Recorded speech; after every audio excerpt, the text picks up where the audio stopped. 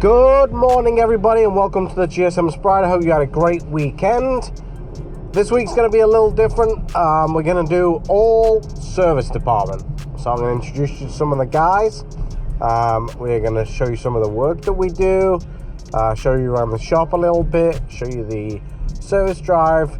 So it's going to be a little bit of a short one this week, but really just going to get you a little acclimated with the service department because we haven't really done much. We're 11 weeks in. This will be week 12, I believe. So it's been a little sales side, let's say. So obviously, as a general manager, you're not just responsible for the sales.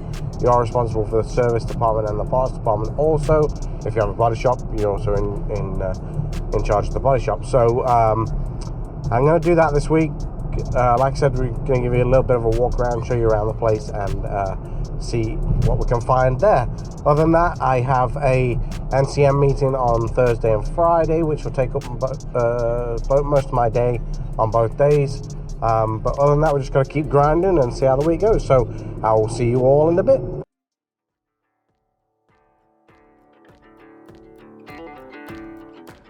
Okay, so I told you it was going to be service this week, so Brian's going to take us on a bit of a tour around the store, in the shops and the different areas, show us some of the people and show us some of the equipment we use. So, hello Brian. Hello. Let's go.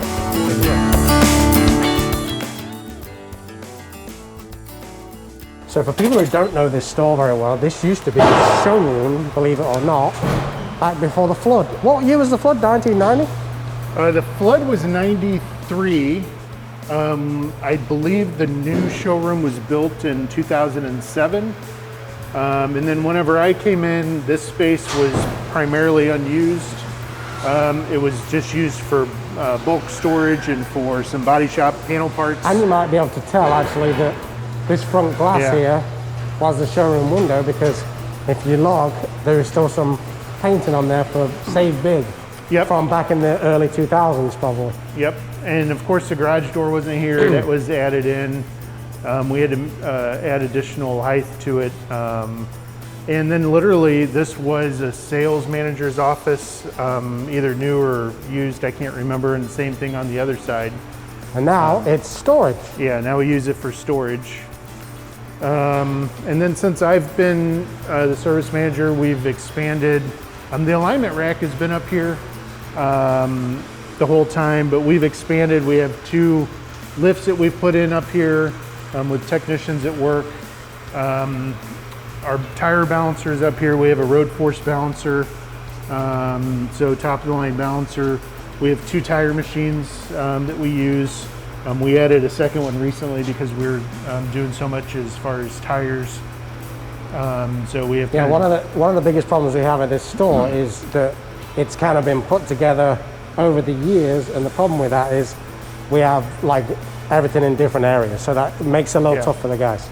So we did the best that we possibly can with the options that we have, but so and you'll see we've pretty much expanded with every usable space that we can, and then we'll head back through the service drive? Into the service drive, yep. So the magic happens. Yep.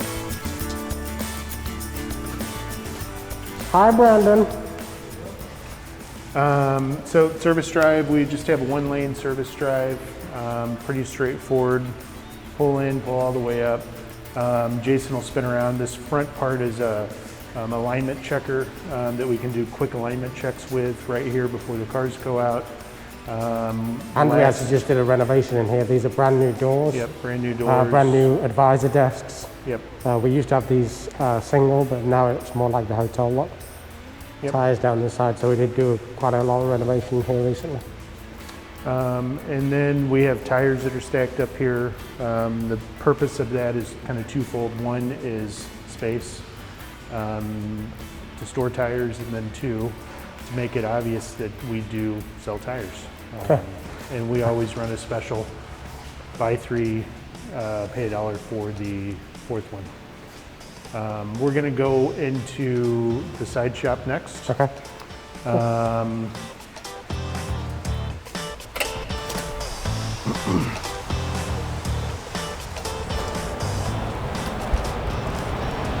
So this side shop, originally, whenever I came aboard, we had 3 bays that were mechanical, and then the other 3 were for a body shop that wasn't super productive just because simply of spacing. It wasn't big enough.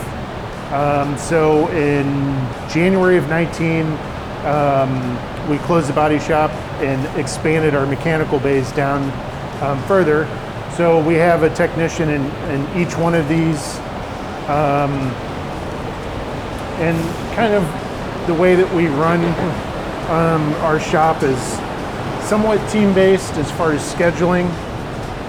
We have the majority of the guys are on 4 10-hour days with the rotation. They do that rotation on a 3-week schedule, and that allows for someone to be off and additional racks to be open for these guys to use, so they can work on more than one rack at a time. Okay. We have a few people that are on 5/8s that are here all during the week. Did you have something to add? Yeah, let's show them the 30,000 pound rack real quick. So this is kind of our latest expansion. This front part originally was a paint booth.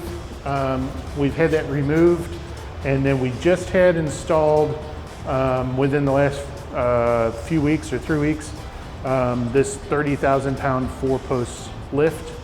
So this should meet all of our needs for all of our heavy equipment. We do a lot of commercial work here and have a lot of bigger trucks, and we just weren't able to lift it, which meant the guys were working on the ground or sometimes working outside, but mainly working on the ground to do a transmission or some kind of a major repair isn't the most useful and efficient thing for the guys. So we've got the rack installed. This board is up because we had to have the opening enlarged to accommodate for the larger vehicles. And so we haven't quite completed that work yet. It should be wrapped up, I'm hoping, here in the next couple weeks, and then we'll be ready to use this. We're gonna cut in through our parts department. And if you don't remember this from Brian's interview, this was actually, he's responsible for both. He's the fixed director, as I like to call him. So just a brief talk about the parts department. It's centrally located in the building, which is good with our layout. The parts guys, there's one located back here that does a little bit of shipping, receiving, and does helps the techs. And then we have 2 that are located up for our main shop, and 1 located up front for customers and for any of the techs that come up that way. So the techs have an option to walk in if need be. They can also send requests. We use X-Time, and we'll deliver parts to them. So that way the guys and parts have an easy access to each of the shops to get those parts to them. We try to make it convenient and as efficient as possible. The other big thing that we've really worked on since I came in was having the correct part that we need at the right time that we need it. In all honesty, I didn't know anything about parts because I've been on the service side for the whole time. The one thing I could tell you about parts was they never had the part that I needed whenever I needed it. And that seemed to always be a problem. So we've really worked as a team here to work on what parts we have and to make sure we have on the shelf some of the top moving parts that we use day in and day out. And with that, we've actually been able to reduce some of the parts that we have in inventory just because those weren't parts that were fast movers or hot sellers, and there's no use in having money spent having those parts here and having them tie up shelf space if we don't use them. So we've worked really hard. It's still a work in progress, but we've got a great parts team here along with all the other service guys.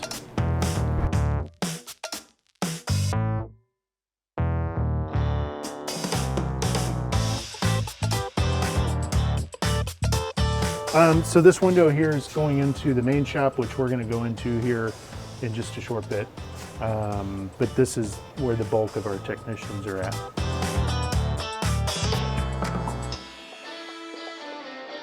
The break room? The break room, and this team that we have here, this break room was never utilized before. It was rare that someone was in here, and it's great to see that all of the guys sit in here, eat lunch together, talk, hang out during lunch. So that's just a great, in my eyes, that's a great direction to go as far as team building, and just to show that. Yeah, one thing we've really worked hard on is getting a good team here for sure. Doesn't look like Eric's in here, but. Yeah, he's not. So we do run a central dispatch. So we have a dispatcher. Technicians come in, get a job from the dispatcher, take that job. They turn around, keys are hung on this keyboard. They can grab the key. If they are returning to get work and have a job that they've sold something on, and it gets dispatched back to them, they should be able to turn around, go to their bin, grab the parts out of their bin. It should all be staged for them. So that way they're not going up to the parts window, hey, I've got this job I sold, I need these parts. They can just grab and go. We try to make it as quick and as efficient as we can, so they're not waiting around for parts, and all that stuff is already staged for them, and so they're on and moving on to the car.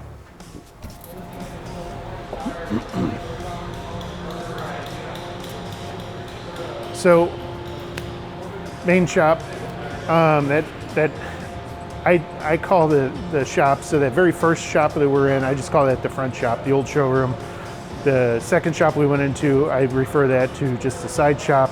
This is main shop. So this was the original shop. This is where all the technicians, or the majority of technicians are at. And this is where obviously you pull right in and go into a bay versus like the side shop, it's individual bays and garage doors. And then also we have some heavier lifts that are in this shop. As you can see, it's not uncommon to do cab off repairs here, which we have. So it's not anything for these guys to remove a cab off of a vehicle to get better access for the repair. So that's a super common thing with Ford, and it's super common with our shop. And the guys have got so efficient with it that they will do it on just about anything that they can remove either a body or a cab on that doesn't have a powertrain that pulls out from below. And we're going to look at a vehicle, an Explorer, whose powertrain does drop from below versus where you have to take a cab off. So this is an example of where you wouldn't remove a cab because the whole cradle comes down with the whole powertrain on it. So we've got a special powertrain table that the guys can use and set that up on there and just go to work and then lift it right back up in the vehicle. So this is there again another super common way to work on vehicles, and depending on what we're doing. On this particular one, we've got the transmission out on. That was the most efficient way to do that.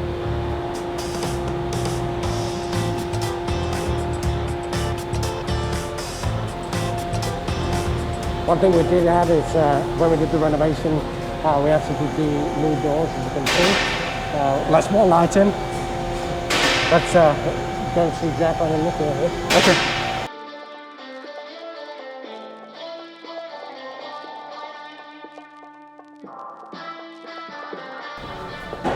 There's Eric. Hi, Eric. Hey, gentlemen.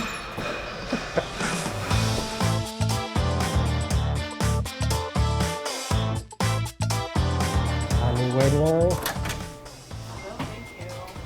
Oh, wow. Last stop. This is Jacqueline. Everyone might remember Nikki. Hello. So a lot of places have what they refer to as what? Okay. Oh, okay. A lot of places have what they refer to as a BDC, or Business Development Center. That's essentially what this is. Jacqueline and Nikki basically get every inbound phone call for service and try to meet that customer's needs as best as they can. In some cases, they want to talk to an advisor, a specific advisor. In some cases, they want to just make an appointment, and that's where Nikki and Jacqueline come in to get that scheduled. Ford can be somewhat complicated because an appointment for recall can mean that it's a reprogram and something straightforward and we can knock out. It can mean that it has a part that has to be replaced, so we need to check and see availability on that part. Is that a part that we have in stock? Is it something that we have to order special by the VIN number through Ford? So there's a lot of varying degrees of way appointments can be handled, and Nikki and Jacqueline are both great at taking that and figuring out what the needs are and to meet those needs for the customer. So it's not just a simple quick appointment taken. Typically an appointment would take, in some cases, 10 minutes or 15 minutes to get the appointment schedule right, make sure everything's on track for that appointment, and to set the needs, expectations of the customer to meet their needs whenever they come in.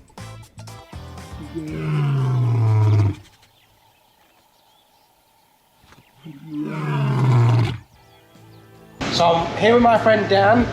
Say hi, Dan. Hey, how's it going? Really want to just touch on the differences between working on something small, like an Escape, versus something like an F550. So I'm going to leave it for Dan, and he's going to tell us the differences.